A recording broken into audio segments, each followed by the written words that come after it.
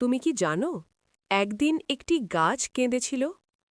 মদিনার আল মসজিদ আন নববীতে একটি খেজুর গাছের গুড়ির পাশে দাঁড়িয়ে নবী মোহাম্মদ সাল্লাল্লাহু আলাইহি ওয়াসাল্লাম খুতবা দিতেন।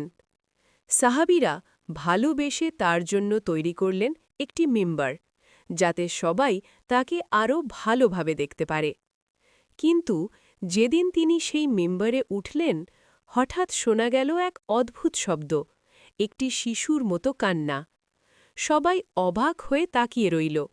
দেখা গেল সেই খেজুর গাছের গুড়ি কাঁদছে।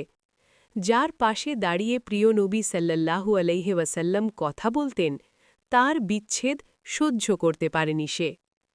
তারপর নবীর স্নেহময় উপস্থিতিতে ধীরে ধীরে থিমে গেল সেই কান্না। একটি গাছও তাকে ভালোবেসেছিল। হজরত মোহাম্মদ সাল্লাল্লাহু আলাইহি ওয়াসাল্লাম এর ঐতিহাসিক ঘটনাবলীর ভিডিও পেতে সাবস্ক্রাইব করে পাশে থাকুন।